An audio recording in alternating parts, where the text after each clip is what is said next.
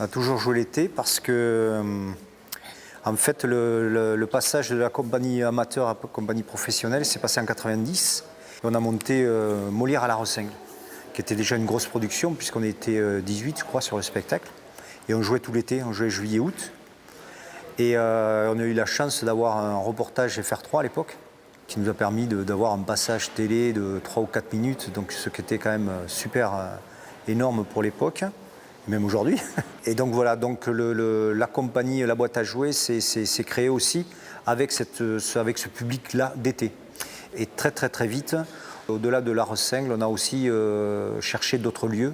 Autour de Condom, on a quand même un potentiel de lieux à exploiter un panel assez impressionnant. Je pense que notre originalité, quand on a lancé ces tournées d'été et ces différents lieux, c'était ça, c'était de se baser sur déjà sur un patrimoine, sur un décor naturel. Ce qu'on a vu d'intéressant, notamment avec les compagnies associées, c'est que certains lieux pouvaient marcher, pas obligatoirement pour un style de spectacle spécifique. Le Cloître de Condom, on l'a utilisé avec des pièces comme Don Quichotte, et puis après comme Les Trois Mousquetaires, ou après Peter Pan et 7 années Tour du Monde, où on l'utilise, mais voilà, c'est pas quelque chose de marqué.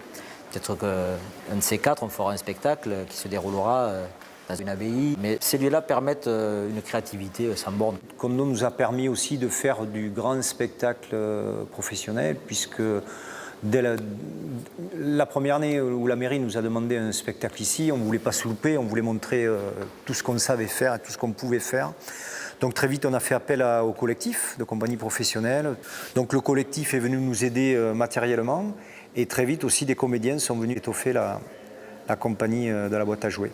Et voilà. Et donc on s'est dit, grâce à cette force-là, pourquoi pas développer encore plus et avoir un spectacle différent tous les soirs dans un lieu différent pendant 5 semaines. Il y a 2 ans, on nous a demandé de faire la même chose au niveau du Pays d'Armagnac. Et donc on a mis en place 6 mois de tournée, donc du mois de mai au mois d'octobre. Même si la plupart des dates sont encore assurées par des productions Boîte à Jouer, il y a le collectif qui est venu aussi renforcer un petit peu la programmation. Il y a trois volets dans ce qu'on pourrait appeler le côté animation, où c'est surtout le côté rencontre avec le public en fait.